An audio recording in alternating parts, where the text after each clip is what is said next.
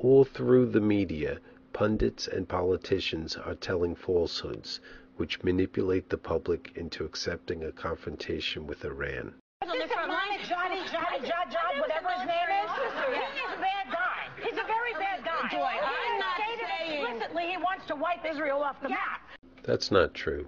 What he said was, the Imam said this regime occupying Jerusalem must vanish from the page of time.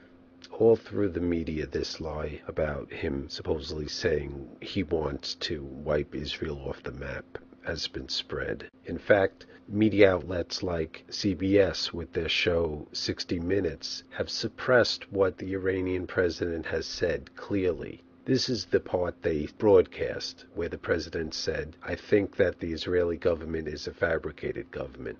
The part in yellow here is what they omitted from the telecast. The reason I know what they said was the whole video was shown on C-SPAN, but an edited version was shown on 60 Minutes, and they omitted everything that you see here, where he talks about what a solution is. The solution is democracy.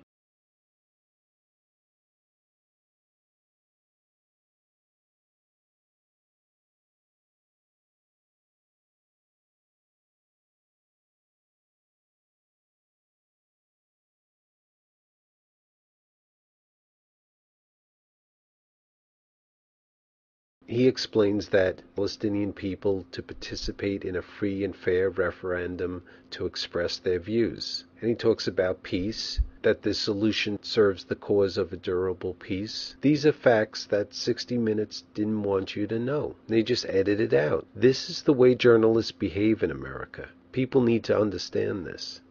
There's a history of the media fabricating statements and suppressing statements. Please see the link to the right for background information about that fact, about the fact of what the Iranian president actually said, about what Israel has actually been doing to Palestinians, about Israeli soldiers intentionally killing children. The bottom line is, Palestinians are denied rights that we as Americans expect for ourselves. That basic fact has not been communicated by the media.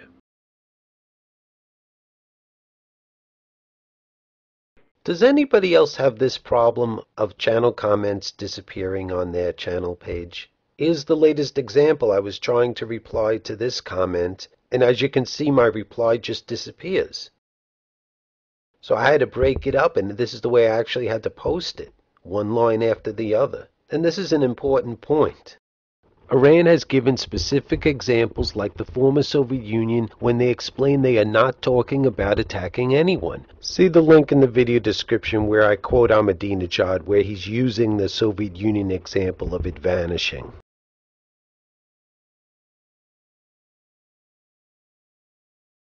Vanishing, meaning it's not attacked. It's a change of the political system he's referring to. Ahmadinejad tried to explain in detail how he is talking about political change, and he talked about the solution being voting for the regime change. But CBS edited his call for democracy out of the interview. So I've been over this. In my other video, I showed how CBS deceitfully omits key parts of President Ahmadinejad's statements, like his call for democracy. And I have talked about the solution. The solution is democracy. We have said, allow Palestinian people to participate in a free and fair referendum to express their views. What we are saying only serves the cause of durable peace.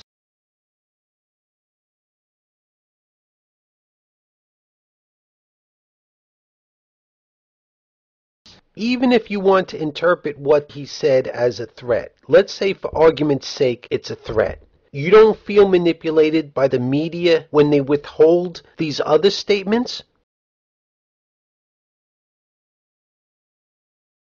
Isn't this newsworthy where he's talking about democracy and peaceful options, right? If you wanted to believe the other thing was true, then this is a story because it contradicts that. And several Iranian officials have repeatedly made clear that they are not threatening to attack Israel. So they misrepresent the initial statement, and then they withhold things that contradict that misrepresentation. You're being manipulated. You're being manipulated into another war, which could unleash horrors that could spiral into World War III. The elites sell you war after war. The people that are misrepresenting this and trying to push this propaganda are the same people that sold you the Iraq war.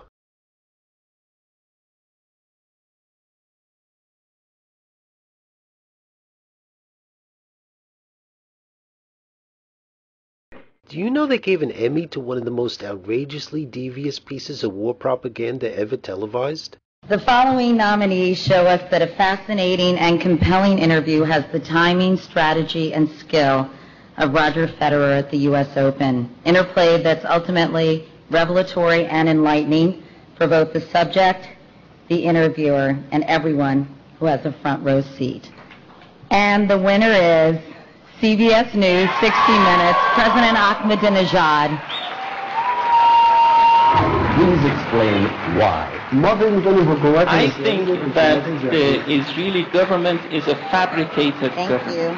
Iran's President Ahmadinejad scares a lot of people when he says things like that. 2 times during the segment, 60 Minutes played that soundbite. Both times they cut off Ahmadinejad's full answer in order to trick the public into being scared. Mike Wallace misrepresented Ahmadinejad's response by editing out the solution Ahmadinejad suggested, and they give Mike Wallace an Emmy for the biggest lie that elites used to push for a war on Iran. What makes the case of this winning interview special is that we were given access to the full interview because an unedited version was shown on C-SPAN. Here's the manipulative way they cut off the answer right after he says fabricated government. Why? Well, don't be hasty, sir. I'm going to get to that. I think that the Israeli government is a fabricated government. Fabricated following the Holocaust, which he has said may also have been fabricated. The unedited version reveals the game being played when they created their fascinating and compelling interview. Why? Well, don't be hasty, sir. I'm going to get to that. I think that the Israeli government is a fabricated government. And I have talked about the solution. The solution is democracy. We have said, allow Palestinian people to participate in a free and fair referendum to express their views. What we are saying only serves the cause of durable peace. We want durable peace in that part of the world.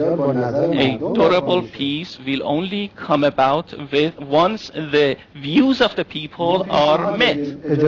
So we said that allow the people of Palestine to participate in a referendum to choose their desired government.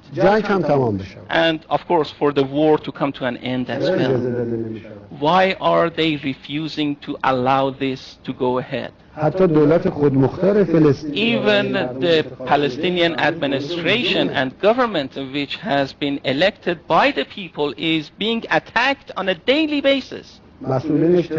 And its high-ranking officials are assassinated and arrested. Yesterday,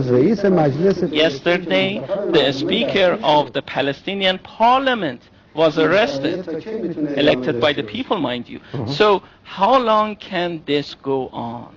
We believe that this problem has to be dealt with fundamentally. I believe that the American government is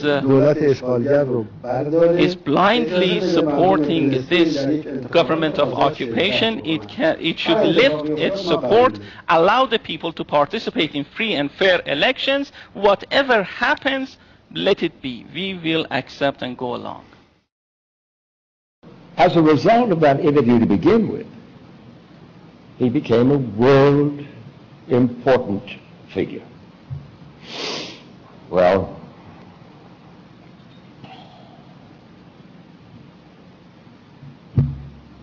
what's to say? What's to say is you return that Emmy and then you go on TV and you apologize to the world for bringing us to the brink of World War III. That's what's to say, Mr. Wallace. Please, everyone, pass this video on to everyone you can. We've got to get everyone else to understand what's going on.